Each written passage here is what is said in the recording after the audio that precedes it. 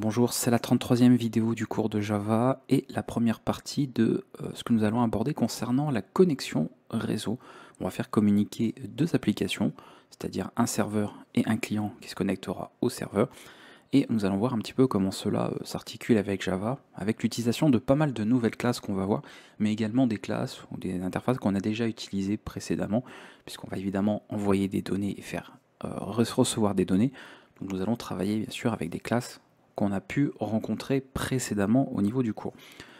Pour cette première partie, enfin en tout cas pour la première partie, on va s'attaquer à un protocole particulier de communication et on abordera un autre protocole dans la seconde. C'est pour ça que j'ai séparé ça en deux parties, pour ne pas faire trop long, parce qu'on a vraiment pas mal de choses à aborder. Le principe va être d'écrire un client, un serveur, principalement déjà un serveur, et ensuite se connecter avec un client, pour pouvoir les faire communiquer entre les deux, c'est-à-dire que chacun pourra envoyer et recevoir des messages, même si on va bien sûr écrire un exemple simple, puisqu'à partir de l'exemple que je vais vous donner, en tout cas de base, vous pourrez largement l'améliorer avec les connaissances que vous avez acquis jusqu'à présent. Pour cela, on va utiliser quelques concepts qu'on va retrouver en programmation, que je vais vous détailler au fur et à mesure de l'écriture du code. Ce sera plus intéressant en tout cas, au fur et à mesure du code que je vais vous présenter. Je pourrais vous présenter de nouveaux concepts en tout cas qui arrivent au niveau du cours, et histoire de faire un petit peu, donner quelques explications là-dessus. Dans tous les cas, si vous voulez davantage de détails concernant les protocoles réseau, les systèmes de communication, c'est quelque chose qui sera abordé, qui est abordé dans le cours de réseau, qui est un cours vraiment dédié, un cours théorie, à tout ce qui est propre au réseau, de près et de loin. Donc ici, on se contentera juste d'utiliser, d'employer les choses, de les expliquer brièvement, mais il faudra voir au niveau du cours précisément.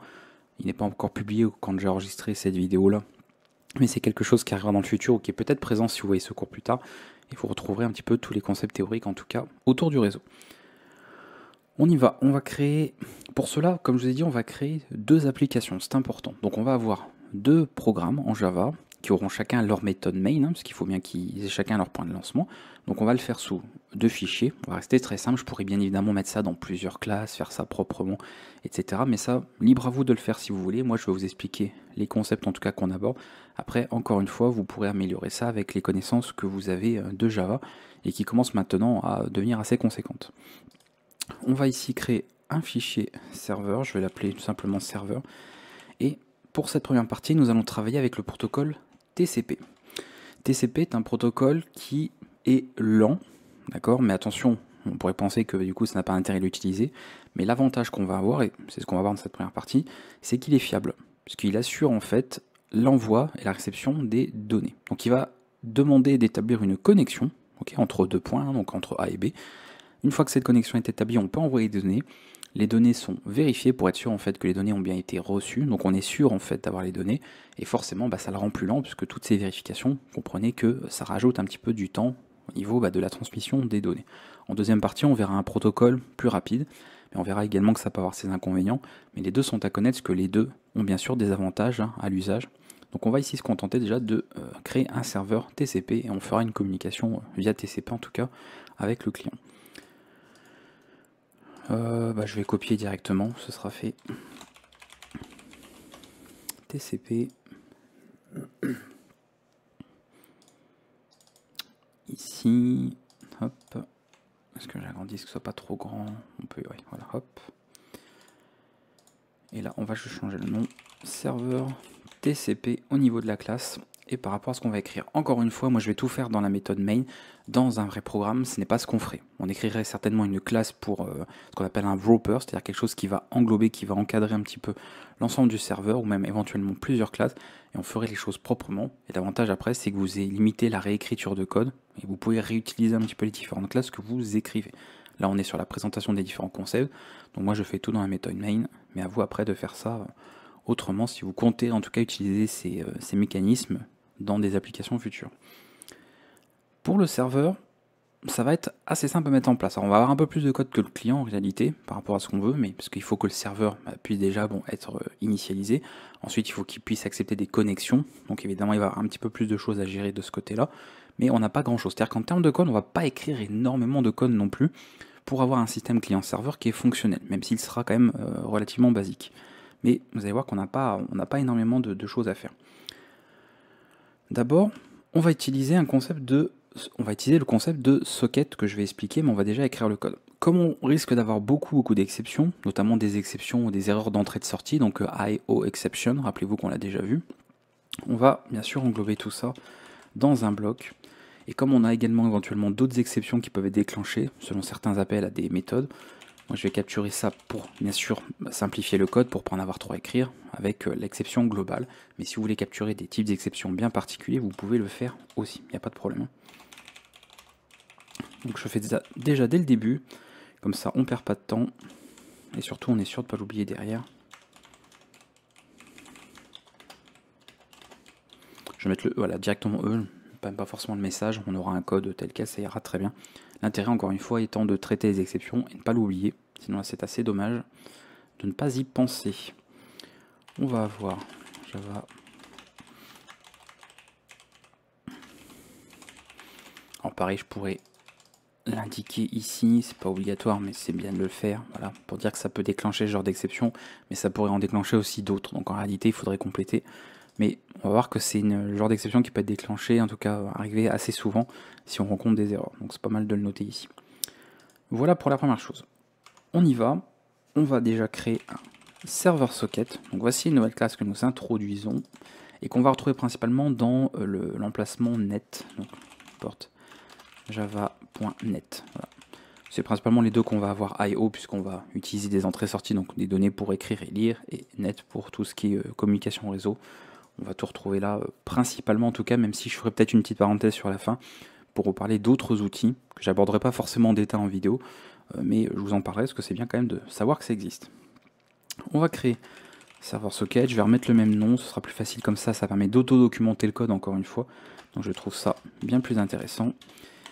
On va instancier, donc on va faire appel directement au constructeur et on va passer un numéro de port qui doit évidemment pas être occupé, parce que rappelez-vous que si vous avez déjà une application qui écoute sur un port, eh bien ça va entrer en conflit, ça ne marchera pas, c'est une erreur que vous rencontrez très souvent, hein, je le vois dans les commentaires. Donc si vous ne savez pas trop, essayez de trouver des ports disponibles, vous pouvez trouver des listes sur internet qui vous indiquent les ports, en tout cas des plages de ports qui sont disponibles. Moi par exemple je vais mettre 8585, je sais que c'est pas un port qui est réservé par une application, donc il n'y a pas de problème ici. Une socket, qu'est-ce que c'est? Ce n'est pas quelque chose de physique. Vous voyez ça, donc c'est implémenté au niveau de votre système d'exploitation, d'accord? C'est comme une structure de données, hein, tout simplement. Et ça va se faire un point de connexion, d'accord? Ça va consister en un point de connexion qui va permettre la communication entre nos applications. Donc on a le processus, donc l'application, et le réseau, qui permet de communiquer avec nos interfaces réseau, donc d'envoyer, de transmettre de l'information.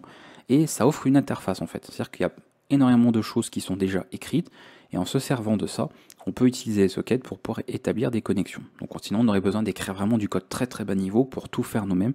Et ici on utilise en fait différents protocoles réseau via ce concept, donc cette interface propre, donc offerte par les sockets, pour pouvoir établir des connexions. C'est tout ce qu'il y a à savoir, encore une fois, si vous voulez davantage de détails là-dessus, c'est des choses qui seront dédiées dans le cours sur les réseaux de manière générale.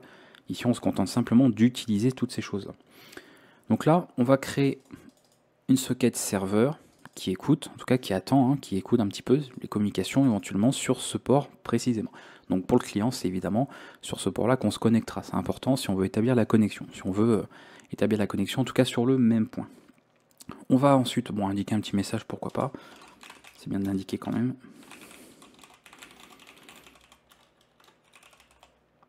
Par exemple, serveur en attente. On peut mettre serveur démarré, donc qui est en attente, hein, peu importe. On pourrait aussi indiquer d'autres informations, pourquoi pas. Ok, ce sera déjà pas mal comme ça.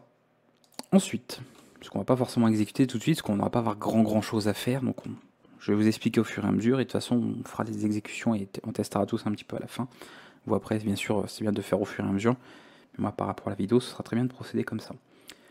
On va maintenant créer une socket, en tout cas oui, qui va servir pour accepter une connexion entrante. Donc je rappelle bien sûr qu'avec les exemples qu'on va faire, on aura un seul client qui pourra se connecter au serveur. Si vous voulez après plusieurs clients, il faudra permettre la connexion de plusieurs clients, éventuellement les stocker dans une collection pour les garder, faire une file d'attente, bref, des choses que vous savez déjà faire en fait. Peut-être que vous n'avez pas créé de client serveur jusqu'à présent, effectivement, mais vous avez tous les outils de Java pour pouvoir en tout cas écrire ce code-là. Donc vous n'aurez pas de nouvelles notions à apprendre en fait, vous n'aurez qu'à mettre en application ce que vous avez appris avec le langage. On va recréer donc la socket pour le client, mais cette fois-ci, on part directement sur la classe socket. toujours depuis net, hein, ça ne change pas. De toute façon, si j'oublie d'importer quelque chose, j'aurai une petite erreur à la compilation, donc je ne m'en fais pas à ce niveau-là. Je vais l'appeler comme ceci, au moins je me pose pas de questions ensuite sur ce que ça contient quand on réutilisera la variable, donc pensez toujours, hein, utiliser des noms de variables explicites, ça auto-documente le code, je rappelle. Et ensuite, on va écrire la socket et surtout, on va, en fait c'est pas du tout ici, on va utiliser server socket, pardon, et on va utiliser sa méthode accept, qui va tout simplement indiquer que ça accepte une connexion éventuellement entrante qui pourra arriver. Ce qui va se passer, parce qu'on va écrire le client juste après, on va avoir la connexion qui va être établie, et je vous avais dit, pour TCP, il faut en fait établir une connexion avant de permettre la transmission d'informations. C'est obligatoire, c'est ça ensuite qui permet de contrôler la réception de chaque paquet, donc chaque donnée, et qui permet ensuite de valider, de s'assurer en fait que tout a été transmis. Donc on a vraiment ici un protocole de transmission qui est fiable. C'est aussi pour ça qu'il est lent, parce que tous les contrôles doivent être effectués à chaque fois. Une fois qu'on a effectué ça, la connexion est établie. Logiquement, en tout cas, si on n'a pas eu d'erreur, on le gère déjà de toute façon au niveau des exceptions, donc il n'y a pas de problème. Connexion établie avec le client. On pourrait mettre d'autres informations, je peux vous présenter là parce que je ne vais pas forcément le montrer en termes de code, mais vous avez, alors je pourrais même le montrer en fait au niveau de la doc, parce que j'avais gardé ça au cas où, parce que des fois c'est bien de regarder les trucs au niveau de la doc. Vous avez une classe inetAddress, et vous pouvez notamment, parce qu'il y a des éléments statiques, vous pouvez récupérer par exemple, alors je suis sur la, oui c'est la bonne, donc java.net, et vous pouvez récupérer pas mal d'informations. C'est-à-dire que vous voyez que par exemple des fois ça renvoie ici une version, une partie statique, et vous avez donc des méthodes statiques aussi, qui peuvent être utilisées donc sans créer d'instance, et vous pouvez récupérer plein d'informations intéressantes, comme une adresse, d'accord, sous forme de tableau, donc une adresse IP. Vous pouvez récupérer le nom d'hôte, vous pouvez récupérer l'adresse de l'hôte, ou le local host, justement, vous pouvez le récupérer aussi. Donc si vous avez besoin par exemple d'indiquer, voilà, surtout si vous plus tard vous voulez faire un système avec une connexion de plusieurs clients, ça peut être bien de pouvoir identifier chaque client, ou alors de leur spécifier un identifiant, et pourquoi pas de dire, voilà, le client qui a telle adresse, ou qui a tel nom de domaine, vient de se connecter, vous pouvez utiliser tout ça. Donc après vous mettez ce que vous voulez, donc c'est bien de le connaître, parce que je ne le montrerai pas forcément dans le code, pour pas alourdir, mais vous pouvez utiliser cette classe, ces quelques méthodes, si vous voulez dans votre code, ça peut être pratique. Du coup je vais l'enlever, je ne vais pas le montrer ici. Les explications suffisent. Une fois que la connexion est établie, on va pouvoir bien sûr permettre la transmission de données. Et même, j'ai envie de dire, déjà on peut aussi s'assurer de bien tout couper. Donc je vais déjà le faire pour être sûr de ne pas l'oublier. Donc j'avais fait le client ici, la socket client, socket pour le serveur, donc client socket, et vous avez des méthodes close, tout simplement, ici, qui est bien pratique.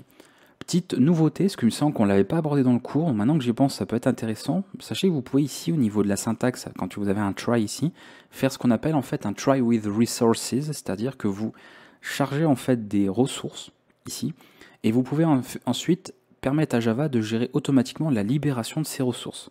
Qu'est-ce que ça veut dire? Ça veut dire que toute ressource en Java qui possède une méthode close, notamment, pour pouvoir par exemple libérer les ressources, vous pouvez la passer ici au niveau du try, entre parenthèses, séparé par des points-virgules. Donc par exemple, quand je fais ceci, cette instruction-là, elle pourrait être mise ici. D'accord? Ainsi de suite. Alors moi, je vais éviter de le faire là, parce que vous allez très vite comprendre que ça va faire un code pas très propre, ça va pas être très lisible, mais c'est quelque chose que vous pouvez faire. Et l'avantage, c'est que tout ce que vous avez mis ici, entre parenthèses, au niveau de l'acquisition des ressources, eh bien, l'appel à close sera fait automatiquement, même s'il y a des exceptions qui se sont produites. C'est ça aussi qui est intéressant. C'est même en cas d'erreur, peu importe, c'est géré automatiquement. C'est un petit peu comme le système de gestionnaire de contexte pour ceux qui font du Python. Vous savez, quand on marque avec le mot-clé with, et qu'on veut ouvrir par exemple un fichier, eh bien le fichier va être automatiquement fermé. C'est le langage qui se charge en fait de gérer les ressources au niveau notamment de leur libération. Donc ça c'est une nouvelle syntaxe que je n'avais pas abordée à l'époque parce que ça n'avait pas forcément lieu d'être, mais là pour le coup c'est l'occasion. Donc ce genre d'instruction là, donc celle-ci du coup elle devrait être faite par exemple au début éventuellement, en tout cas dès que vous avez une donnée à charger, parce que cela pas forcément. Tout ce qui peut être fait en fait, tout ce qui a besoin d'être libéré avec close, vous pouvez l'indiquer ici dans l'acquisition des ressources. Et encore une fois, bien séparé par des points-virgules, c'est important. Donc moi je vais garder la syntaxe classique, mais voilà, maintenant vous savez que vous pouvez faire ça également en Java et ça fonctionne pas mal. Ok, on a ces données-là. On va pouvoir, alors oui c'est vrai que quand j'enregistre maintenant ça me remet au bout de la ligne, enfin au début de la ligne, nous allons pouvoir préparer tout ce qui va permettre de lire, en tout cas réceptionner des données et les lire. Pour les réceptionner, on va travailler avec un petit tampon, même si c'est pas ce qu'il y a de plus efficace, mais ça ira très bien. Buffer de reader, ça doit vous parler en tout cas, c'est quelque chose qu'on a déjà vu. Donc on connaît, on l'a déjà utilisé. Je vais appeler ça Reader. Je vais l'ajouter bien sûr avant, donc ça va être dans I/O. Vous avez dit qu'on reverrait certaines choses hein, qu'on a vues précédemment, certaines classes, certaines interfaces en fonction. Et là on va avoir pas mal d'informations à mettre, puisque vous savez que Java est très verbeux, donc on indique beaucoup de choses. Ça prend un input stream reader, qui est bien sûr ajouté aussi. Il va être ici. Oui, je l'ai par ordre alphabétique, hein, c'est pas obligatoire, mais j'aime bien. Voilà. Et ensuite, dans Input Stream Reader, la socket client, on va utiliser une méthode get input stream. Voilà. Donc attention aux parenthèses, normalement comme c'est autocomplété avec l'éditeur, il n'y a pas de problème. Donc c'est assez long comme ligne, ça fait une ligne assez longue, mais au moins on récupère tout ce qu'il faut et nous avons comme ça l'outil pour pouvoir lire les données. Voilà, tout est là-dedans dans le reader, c'est pour ça que j'ai appelé ça comme ça. Au moins j'arrive à bien identifier la chose, rien qu'au nom de la variable, c'est suffisamment parlant. Pour écrire des données, en revanche, envoyer des données au client, on va utiliser quelque chose qui permet d'écrire. Et pour cela, comme on va évidemment ici travailler avec du texte, je ne vais pas utiliser par exemple un print stream qui permettrait d'envoyer des flux, donc des octets, parce que je ne trouve pas ça forcément logique, en tout cas par rapport à ce qu'on va envoyer là. Comme on va envoyer du texte, et pourquoi pas envoyer du texte qui est encodé en UTF-8, donc permet par exemple de gérer les caractères spéciaux, les accents, etc. Et bien autant travailler avec un outil un peu plus récent qui est Print Writer, et qui lui vraiment est conçu pour envoyer, pour la transmission, pardon, de données textuelles. Voilà. Donc si bien sûr, si vous voulez travailler avec envoyer des octets, des simples flux de données, vous pourrez utiliser PrintStream, qui est beaucoup plus vieux, mais qui fonctionne toujours, c'est pas obsolète. Mais là, pour du texte, PrintWriter ira très bien. On va l'avoir ici. Voilà, comme ça on retrouve tout. Et je vais l'appeler Writer. Il nous faut, non pas cette fois-ci, le input stream et le get output stream, donc l'inverse de ce qu'on avait passé ici, d'accord. Et ici, pour qu'il y ait un flush automatique, pour que ce soit évidemment plus efficace, on a un deuxième argument éventuel que je mets à true, c'est un booléen, permet comme ça de faire un flush automatique au niveau de PrintWriter à chaque fois, donc ça ira très bien. Voilà, les données sont prêtes, on n'a plus qu'à s'occuper maintenant de la réception, l'envoi. Donc ce qu'on va faire pour le serveur, de manière classique, on voit ce qu'il a reçu, et ensuite éventuellement il envoie une réponse. Parce que logiquement, ici, même si bien sûr ils sont sur une communication bidirectionnelle, c'est généralement le client, en tout cas dans ce cas précis, qui se connecte au serveur, va envoyer un message, le serveur le reçoit, répond au client, donc le client reçoit le message, la réponse du serveur après avoir communiqué au serveur. Comprenez un petit peu l'ordre dans lequel on fait les différentes opérations. Donc on va se contenter déjà d'avoir les infos, et ensuite de voir un petit peu ce qu'on a.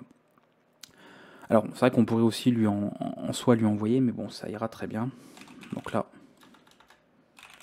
je vais faire un out println reader pour voir un petit peu comme ça ce qu'on a lu. Donc je rappelle que pourquoi ceci fonctionne, parce que si vous le notiez sans éléments réseau, vous aurez dit mais on lit de où? Depuis reader. Et regardez comment on a construit reader. C'est depuis la socket du client, vous voyez cette fameuse interface dont je vous disais qui assure la communication entre les applications, et on récupère en fait son flux de lecture. C'est grâce à cela qu'on récupère dans Reader, grâce à la méthode readline, ce qui a été en fait envoyé par ce dernier, via cette socket là. Donc on peut l'afficher ici. Donc là on affichera le message, et ensuite on peut l'envoyer. On verra éventuellement si on change l'ordre, mais là comme ça ira très bien. Ici, Writer, on peut utiliser une simple méthode comme println, voilà, comme pour system.out, exactement pareil. Et puis là, par exemple, mettre un petit bien reçu. Message bien reçu. Je mets exprès une CCD, comme c'est un caractère spécial, pour bien montrer que au niveau d'encodage, on s'agère bien du TF8, surtout au niveau des versions récentes de Java, et ça ne pose vraiment aucun problème. L'Unicode est très bien pris en charge, il n'y a pas de souci. Et voilà, et bien sûr, comme pour les sockets, il faudra fermer ces éléments-là une fois qu'on n'en a plus besoin. Donc comme j'avais créé en premier, le writer, je vais faire, en fait on s'en fiche, je peux faire dans cet ordre-là, ça ne change rien. Close, et le writer, close. Pareil, si on veut que ce soit géré automatiquement au niveau des ressources ici, encore une fois, voilà, ces lignes-là, mais si on voyait qu'elles sont très longues, on pourrait totalement les écrire ici pour que ce soit libéré automatiquement. C'est ce que je vous avais expliqué tout à l'heure. Voilà, ça c'est bon. Ok, Donc déjà, je vais l'exécuter ici, enfin l'exécuter, on va déjà chercher à le compiler, voir qu'il n'y a pas d'erreur directement au niveau du code, pour voir un peu. Et on a readline, qu'est-ce que j'ai fait? C'est normal, ça c'est à cause de C#. Hein. Hop, il n'y a pas de R majuscule. Ok. Bon, on va pas pouvoir tester grand chose hein, de toute façon ici, mais voilà. Ok, bon, je fais un petit CTRL-C, on verra juste après. Donc le code compile, maintenant est-ce qu'il fonctionne? Est-ce que ça fait ce qu'on attend? On le verra à l'exécution s'il n'y a pas d'erreur. Mais on va passer au client. On va voir un petit peu plus de choses. Alors client, on va reprendre pas mal d'infos, parce que vous allez voir qu'on va réutiliser des outils assez conséquents, à part serveur socket évidemment, parce qu'on est sur le client. Mais tout le reste, on va l'avoir, hein, normalement. Oui, je pense qu'on va l'avoir ici. Pareil, tout à l'heure, quand je vous avais parlé de init address, bien sûr, il faudra l'ajouter. Hein, ajouter le bon package. Si vous utilisez certaines classes que je ne montre pas forcément ici, mais que j'ai pu aborder avec vous rapidement depuis la documentation. Au niveau du client, on va retrouver un petit peu le même principe. En tout cas, au niveau de l'envoi à la réception, on va faire un peu les mêmes outils. Donc je vais souvent faire des copier-coller, d'accord, pour ces parties-là, même si on n'aura pas la socket serveur. Et après, bah, c'est évidemment au niveau de la connexion, ça va être beaucoup plus simple. On n'a pas besoin d'initialiser une socket pour le serveur, parce que c'est le client. Donc il va y avoir un petit peu moins de code à écrire de ce côté-là. On y va. On crée une socket pour le client, il faut assurer la communication. Et là, cette fois-ci, effectivement, on va passer par le constructeur de socket et indiquer quelques informations. Là aussi, on pourrait passer par initAddress comme classe pour pouvoir récupérer les infos qu'on veut, puisqu'il faut le nom de domaine et un numéro de port. Donc pour le nom de domaine, on pourra le récupérer via initAddress. Nous ici, ça fonctionne très simplement en mettant localhost, qui je rappelle est le serveur local. Le serveur local, c'est votre machine. C'est-à-dire que moi, ça communique sur le même ordinateur. Et localhost, donc ça c'est le hostname, je rappelle. Donc localhost, et donc l'adresse en fait de ce hostname, ça correspond à 127.0.0.1 généralement, d'accord. Donc vous avez ces choses-là, vous pouvez noter l'un ou l'autre, ce que vous voulez, et sinon utiliser la classe encore une fois initAddress pour récupérer ces infos directement si vous voulez. Le port, bah, il faut que ce soit le même que celui indiqué sur le serveur, sinon ils vont pas pouvoir communiquer ensemble, ce serait dommage. Donc 8585, je rappelle hein, que j'avais mis ici. Et voilà, la socket est prête. Donc vous voyez, là, on gagne du temps, c'est vraiment pas long. Et c'est bon. Juste avec ça, on établit normalement la connexion avec le serveur. De là, bah, on va préparer les données pour lire et écrire. Donc là, je fais un bête copier-coller, hein, puisque j'ai utilisé les mêmes noms de variables, donc plus pratique. Et c'est bon, on a de quoi lire, on a de quoi écrire, donc tout est prêt à ce niveau-là. On envoie la donnée. Donc je rappelle qu'ici, il a lu, d'abord il a écrit, là je fais l'inverse, il va envoyer la donnée. On pourrait inverser, encore une fois, on peut faire comme on veut, hein, c'est pas ça, après c'est vous qui voyez, suivant la logique que vous voulez, évidemment. Mais moi je veux que bien sûr le client communique d'abord, et ensuite le serveur lui répond. Ici je vais mettre coucou, je suis le client. Hop.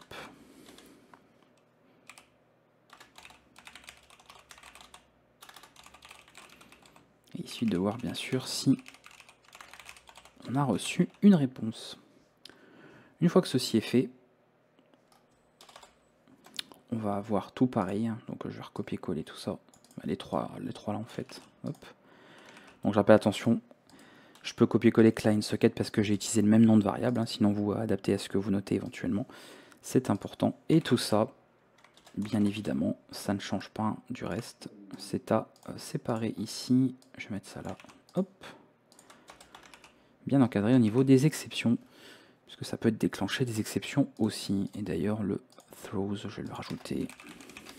Je le mets pas toujours dans les vidéos, ça, pour pas mettre trop de code, il y a déjà suffisamment assez. Mais voilà, ça va pas faire grande différence. Donc là, normalement, c'est bon. Je revérifie rapidement. Bon, si on avait déjà vu, on initialise une socket client, on se connecte bien sur le bon port, on est sur le réseau local, bien évidemment. Ça, j'en sais copier-coller, normalement, c'est OK. On envoie le message. On lit le message éventuellement réceptionné, je rappelle, depuis la socket qu'on a créée, donc qui s'est connectée logiquement au serveur. Et ensuite, on ferme bien toutes les ressources qui ont été allouées, c'est-à-dire les 3 si. On y va.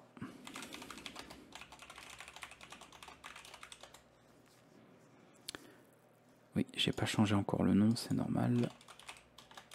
Client TCP. et on refait. Ok, donc maintenant qu'on a ça, on va pouvoir enfin tester les deux. Vous devez avoir deux terminaux, évidemment, puisqu'il faut lancer les deux applications ensemble. Le serveur, allons-y. Serveur TCP. Je le lance, et logiquement, avec la connexion, vous devriez voir le résultat au niveau du serveur, au moment où je vais exécuter le client qui va bien sûr se connecter. Et voilà ce que nous avons. Donc ça a bien mis le serveur en attente, il a indiqué que la connexion est établie avec le client, il a bien reçu le message du client, et le client a bien reçu le message du serveur, pour dire qu'il avait bien reçu son message. Et on est sûr que c'est le cas, encore une fois, parce que je rappelle, le protocole TCP est fiable au niveau de la transmission des données, donc il n'y a pas de problème, voilà. Bien sûr, les deux applications ont coupé, puisque je n'ai pas fait ça dans une boucle, ok, mais encore une fois, c'est des connaissances que vous avez. C'est-à-dire que là, normalement, vous devez avoir cette logique-là. Si vous ne l'avez pas, bah, je vous invite vraiment à revoir, éventuellement, à réviser au niveau du cours. Mais logiquement, si là, on vous demande de faire en sorte ici d'avoir un serveur, par exemple, qui tourne en boucle, et qui peut éventuellement accepter d'autres clients, vous devez être capable de le faire. Donc bien sûr, je vais vous donner quelques pistes éventuellement de réflexion, mais voilà, c'est des choses encore une fois en plus qui ne font que réutiliser des connaissances, des choses qu'on a abordées précédemment. Donc ça, c'est quelque chose de nouveau qu'on aborde maintenant. Mais bien sûr, tout ce que vous avez appris avant peut vous servir et peut être employé ici, que ce soit encore une fois pour englober ça dans des classes, ou par exemple utiliser des threads au niveau notamment de la connexion. Si on veut faire une connexion avec plusieurs clients sur un même serveur, on peut gérer un petit peu tout ça. Voilà en termes de code.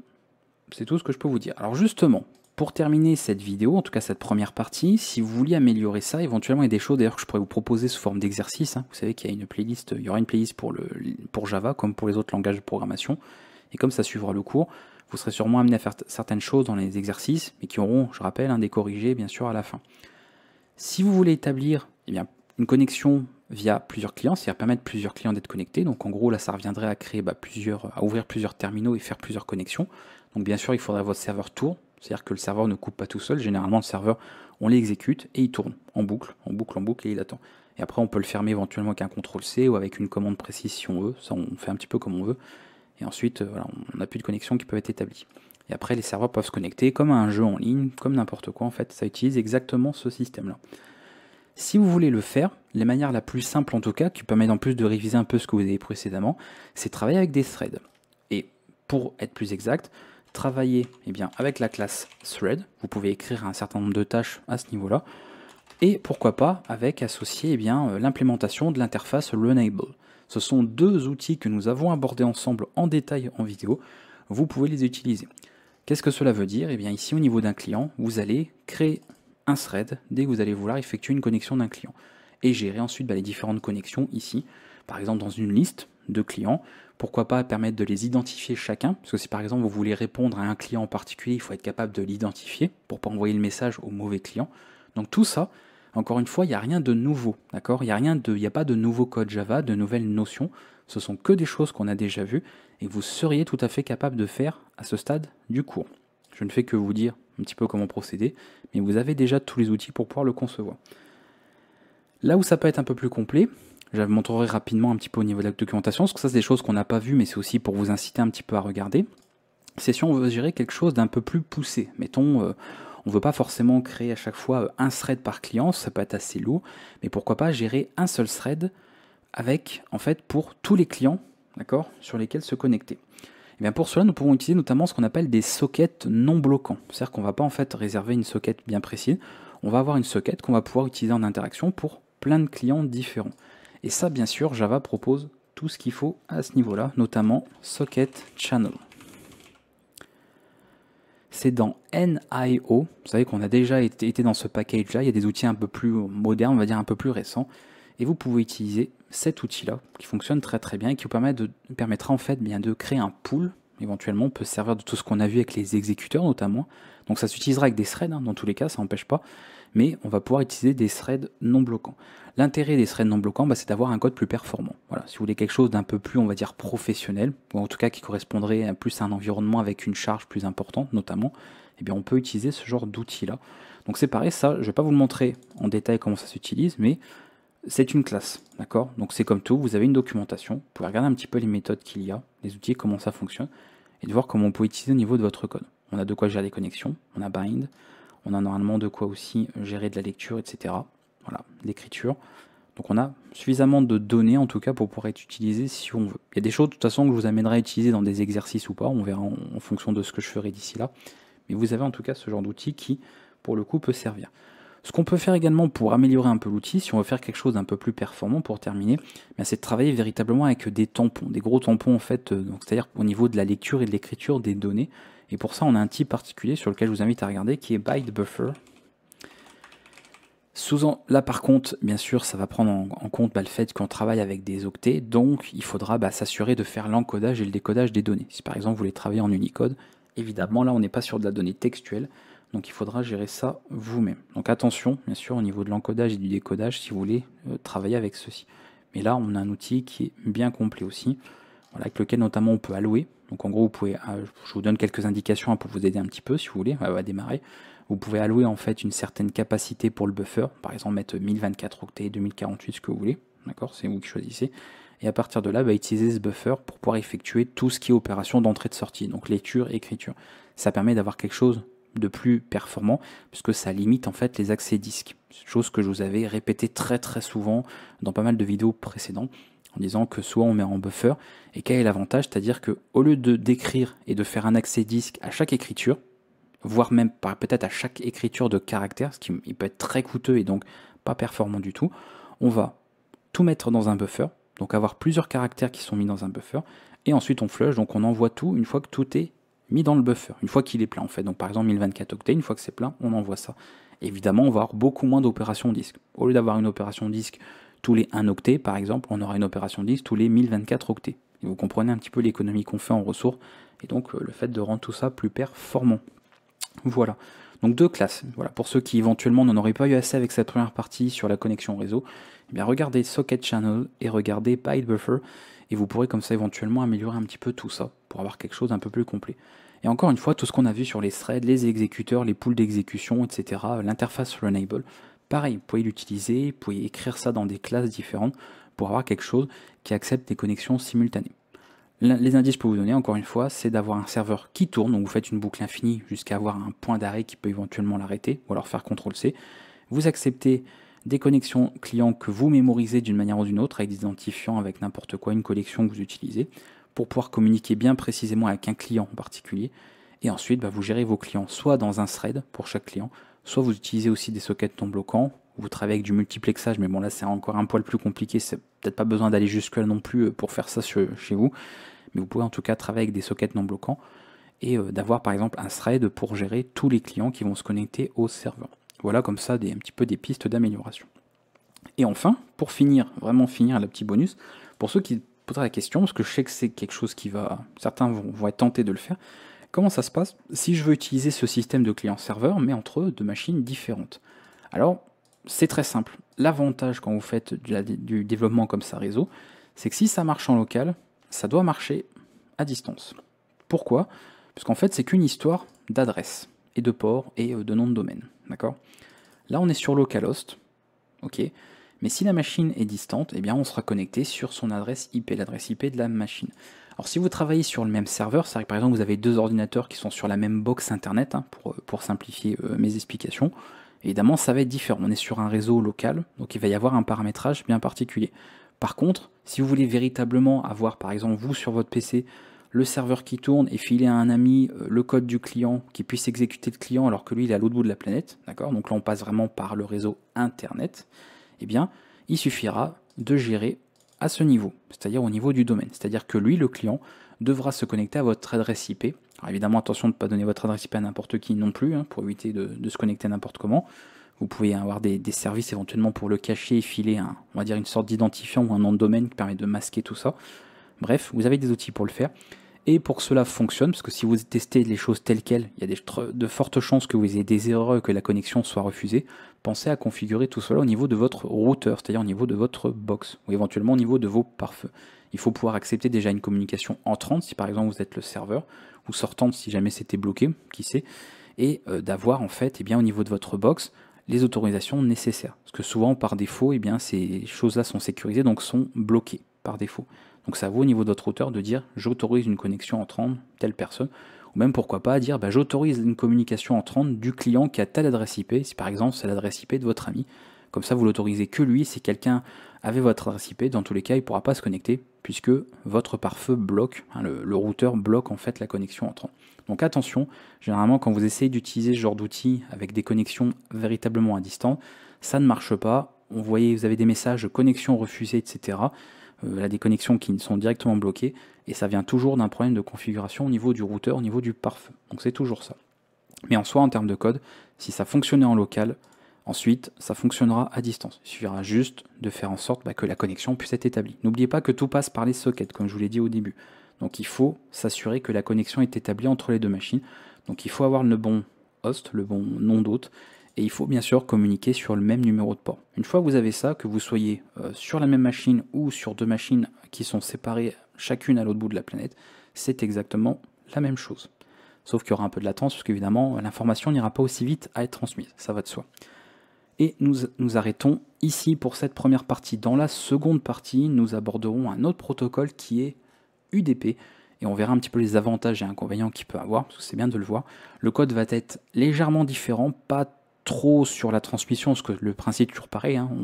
On va en fait envoyer et recevoir des données, mais vous allez voir qu'on va utiliser d'autres classes. Donc vous allez, en plus des classes qu'on a pu voir aujourd'hui comme PrintWriter, Server Socket et Socket, on va avoir de nouvelles classes dans cette deuxième partie en tout cas, concernant la connexion réseau. Si vous avez des questions, n'hésitez pas, et si vraiment vous êtes perdu avec certaines notions, que là par exemple vous êtes incapable de modifier ce code pour travailler avec des classes, ou même d'ajouter un système de thread, d'accord, pour pouvoir par exemple gérer des connexions avec plusieurs clients, n'hésitez pas à réviser. C'est peut-être que vous êtes allé passer trop vite sur des notions, voilà, vous avez avancé trop vite sur le cours, prenez le temps. Normalement, encore une fois, vous avez les capacités de le faire, vous avez tout ce qu'il faut en termes de théorie pour le faire. Donc c'est pas ce qui manque, c'est juste après de la pratique, de l'expérience, ou peut-être que vous avez quelques peut-être lacunes encore sur certaines notions qu'on a pu voir ensemble au niveau du cours. A bientôt, et on se retrouve pour la deuxième partie sur la communication réseau. Ciao.